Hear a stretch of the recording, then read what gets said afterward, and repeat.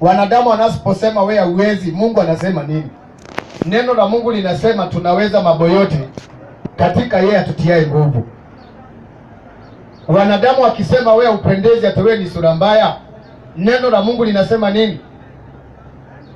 Tumeumbwa kwa mfano wa ajabu. Kwa hivyo usiamini maneno ya wanadamu, amini neno la Mungu linavyosema kwa ajili yako. Anasema wewe ni mbarikiwa. Haijalishi unapitia changamoto za aina gani asubuhi ya leo, mbingu inanena mema kwa ajili yako. Usife moyo wala usikate tamaa. Haijalishi itachukua muda gani, kama Mungu alikuahidi lazima itatimia. Mungu hawezi sema uongo.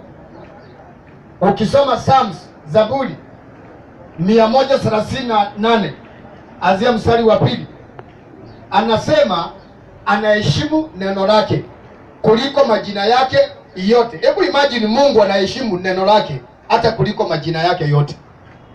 Kwa hivyo lazima analifuatilia neno lake aweze kulitimiza. Anasema neno lake halitamrudia bure, bali litatimiza kusudio alilokusudia. Kwa hivyo usiwe na wasiwasi. Kama Mungu anasema wewe ni mbarikiwa, amini ya kwamba wewe ni mbarikiwa. Haijalishi sasa hivi hauna chochote kwa mfuko, hiyo isikujalishe. Hiyo isikujalishe. Usiangalie jinsi korona imepeleka watu. Korona haijabadilisha mpango ya Mungu. Korona haiwezi badilisha mpango ya Mungu. Kalenda ya Mungu iko vile alivyokuwa ameipanga kuhusu 2020. Kuwe na korona, kusiwe na korona, kalenda ya Mungu bado haijabadilika. Iko tu vile Mungu alikuwa amepanga kwa ajili ya mwaka wa 2020. Kwa hivyo usiwe na wasiwasi, wala usije ukasikiliza maneno ya wanadamu wanaposema korona imeharibu kila kitu. Kwetu haijaharibu, maana tunaye Mungu. Korona haiwezi haribu mipango ya Mungu. Hebu nipungie mkono kama uko na imani. Amen. Pigia Kristo makofi mazuri. Wewe weka imani yako kwa neno la Mungu. Wakati unapojisikia uko chini, wakati unapojiona umefika mwisho, hebu kumbuka neno la Mungu linasema nini kwa ajili ya maisha yako. Bwana anasema usikate tamaa. Yaani haijalishi matatizo yamekuwa makali, mawimbi yamekuwa mazito, anasema usikate tamaa. Kwa hiyo hali unayopitia ndio Mungu anaenda kujidhihirisha. Kwenye hiyo hali unayopitia Mungu anaenda kukuwekea mlango. Unaweza ukajiangalia ukajiona wewe uko katikati ya shida, ukiangalia mbele giza, ukiangalia nyuma giza, upande na upande, hakuna mahali pa kutorokea.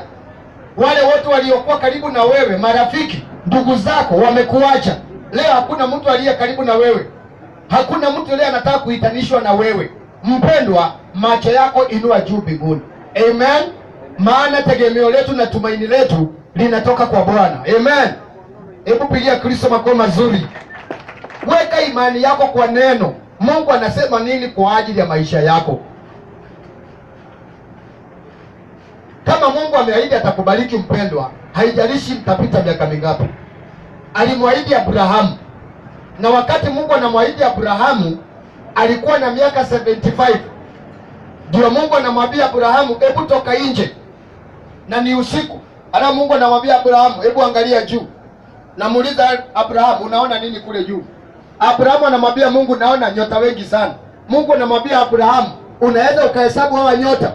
Abrahamu akasema hawahesabiki. Mungu akamwambia Abrahamu, sikiliza, uzao wako utakuwa mwingi namna hiyo kama hawa nyota wa angani. Hebu imagine, kutoka wakati huo ilipita miaka 25 mpaka Abrahamu akafika miaka 100. Ndio ile ahadi Mungu alikuwa amemwahidi ikaja kutimia. Kwa hivyo haijalishi itapita miaka mingapi, kama Mungu aliahidi atakubariki, hata ukiwa na miaka 100 atakubariki. Lazima atalitimiza neno lake. Yeye si mwanadamu aseme uongo. Wanadamu ndio wanakuwa kigeugevu. Leo anasema hivi, kesho anabadilika. Hao ni wanadamu, ni kawaida wanadamu. Lakini Mungu analiheshimu neno lake, tena analifuatilia liweze kutimia. Wewe unafikiria ni kwa nini Mungu alimkataa Sauli asiwe mfalme wa Israeli? Ni kwa sababu Sauli alikuwa anataka Mungu aonekane kuwa muongo. Maana Mungu alikuwa amemwahidi Musa, ya kwamba atakuja kufutilia uzao wa Amaleki katika uso wa dunia. Sasa ilifikia wakati Mungu atimize hilo neno alikuwa amemwahidi Musa kupitia kwa Samueli. Mungu akamwambia Sauli, enda kwa Amaleki, maliza kila kitu. Yeye mfalme Sauli alipofika kwa Amaleki, alichagua kondoo walionona, kaeka pembeni. Mfalme wa Amaleki akamchukua akiwa hai, kaeka pembeni. Zingine ndiye akaamuru maaskari wamalize, lakini kondoo wamenona, pamoja na mfalme wa Amaleki alikuwa anaitwa Agagi, akambeba akiwa hai. Kwa sababu ya hicho kitendo, Sauli angemfanya Mungu aonekane kuwa muongo. Na unajua Mungu analiheshimu neno lake. Mungu hangekubali aonekane kuwa muongo. Na ndio maana matokeo alimkataa Sauli asiwe mfalme katika nchi ya Israeli, akamnyang'anya ufalme kwa sababu ya hiyo peke yake. Angefanya Mungu aonekane kuwa muongo. Mungu anaheshimu neno lake. Haijalishi itapita miaka mingapi, kama aliahidi lazima ataitimiza. Amen. Hebu nipungie mkono kama tuko pamoja. Alafu sikiliza, huwa ninakuambia hivi, kuna mambo mengine inakuanga ni siri ya Mungu. The book of Deuteronomy, Kumbukumbu la Torati 29:29, mambo mengine ni siri ya Mungu. Anasema hivi, yale yaliyofunuliwa ni yetu sisi na watoto wetu, lakini mambo ya sirini ni ya Mungu. Kwa hivyo kuna mambo mengine ambayo ni siri ya Mungu. Mungu anajua huyu mtoto atazaliwa akiwa na miaka 30 ndio nitambariki. Huyu mwingine naye atazaliwa akiwa na miaka 50 ndio nitambariki. Huyu mwingine naye atazaliwa atakapofika 70 years ndio nitambariki. Ndio maana mpendwa, usiwahi nugunika unapoona mwenzako anabarikiwa. Usiwahi teta mbele za Mungu unapoona wengine wakiinuliwa. Maana hata wewe pia uko kwenye mpango ya Mungu. Hata wewe wakati wako inakuja. Amen. Uko kwenye mpango ya Mungu. Ukiona wengine wanapobarikiwa, elewa na wewe pia siku yako inakuja. Amen. Kwa hivyo usione uchungu mwenzako anapobarikiwa. Kwanza unatakiwa ufurahie amepunguza jambo. Hebu imagine sasa watu wamepanga line kwa daktari. Unafika pale kwa daktari, unakuta laini mrefu imefika huko. Leo unajaribu kuangalia, mwisho unaona mtu wa kwanza yuko huko. Lakini vile muda unavyosonga, ndio daktari kule ndani anaendelea kusema next. Mwingine anaingia, unaona laini imesonga kidogo. Kule bali daktari tena anasema next. Ile alikuwa kwa mlango anaingia. Laini inaendelea kusonga. Vile laini inavyoendelea namna hiyo, itafikia mwisho wakati daktari atasema next, sio mwingine ataingia, ni wewe unaingia. Amen. Hata kama laini ilikuwa mrefu namna gani, lakini wakati wako unafika. Sasa hivi vile vile, haijalishi mpendwa imepita miaka mingapi, haijalishi wengine wamebarikiwa, labda hata wengine wamemaliza masomo juzi tu na unaona wamebarikiwa. Wewe ulimaliza masomo miaka 10 iliyopita, haujapata hata kibarua. Usife moyo. Usife moyo.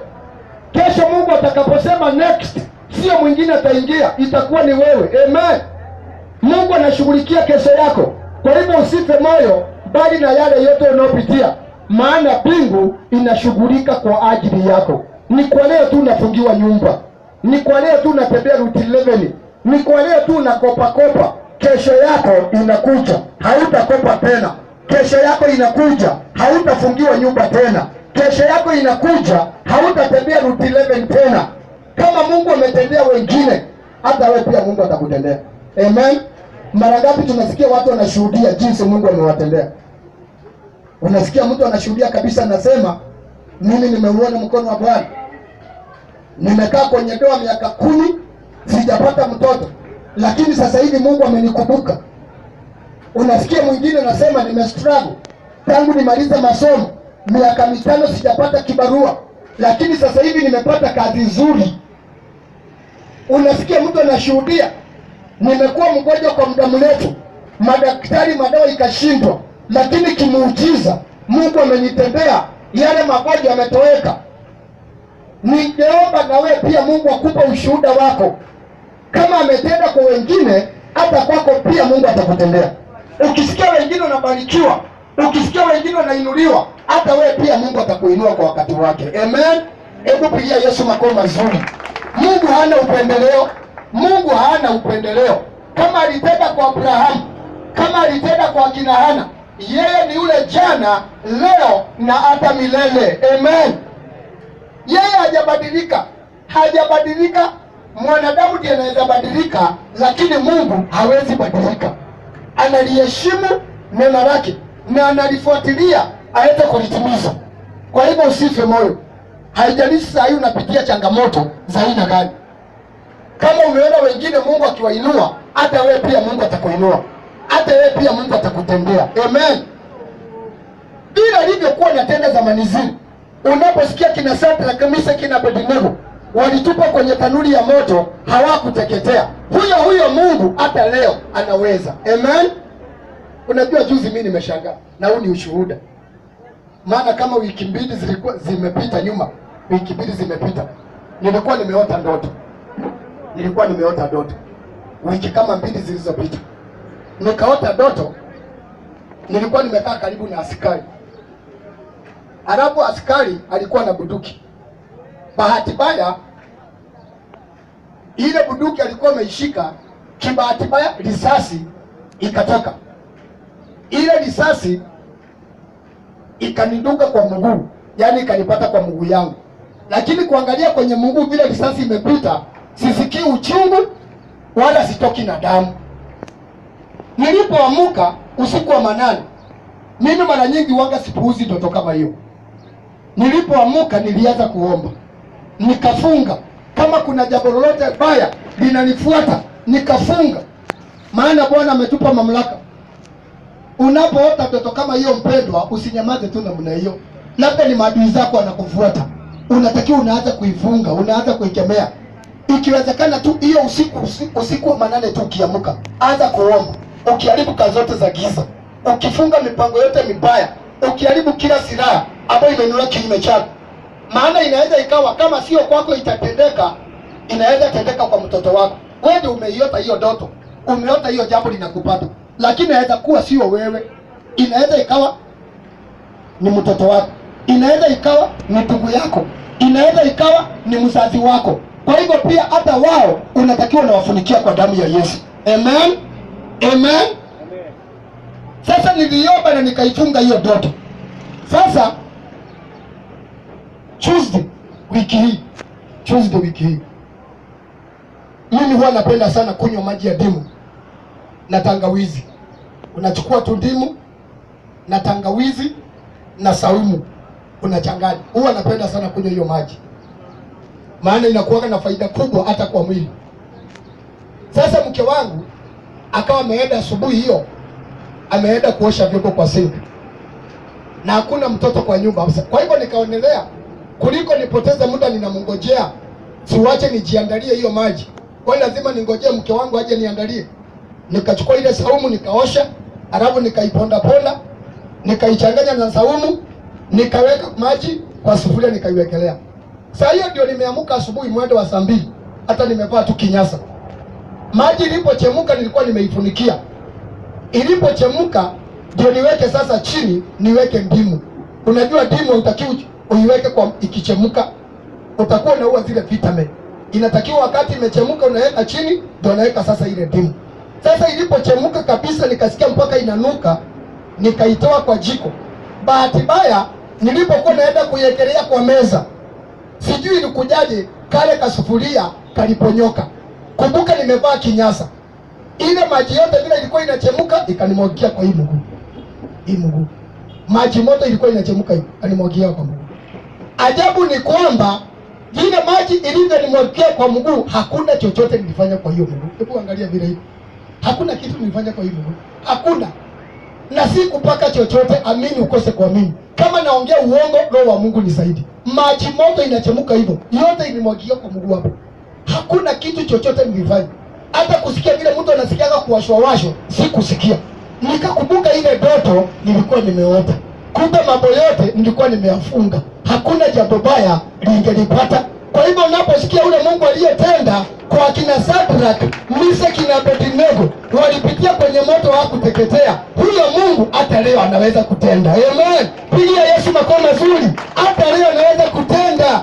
Hata leo anaweza. Huyu Mungu hajabadilika. Huyo Mungu hajabadilika. Vile alivyobariki akina Abrahamu, vile alivyowakumbuka kina Yabezi akawapanulia mipaka, hata we Mungu atakupanulia mipaka. Hajabadilika, hata leo anaweza. Mkono wake bado hujapungua. Yeye ni yule jana, leo na hata milele. Amen. Kwa hivyo usife moyo, usikate tamaa, bali na yale yote unaopitia jitie nguvu, maana mbingu inakuwazia mema. Amen. Haijalishi wanadamu nasema nini juu yako. Amen. Hebu simama tuimbe wimbo pamoja. Simama tu mahali ulipo, tuimbe wimbo pamoja. Simama tu mahali upo. Nataka tuimbe wimbo pamoja. Itakujenga, itakubariki wimbo huu.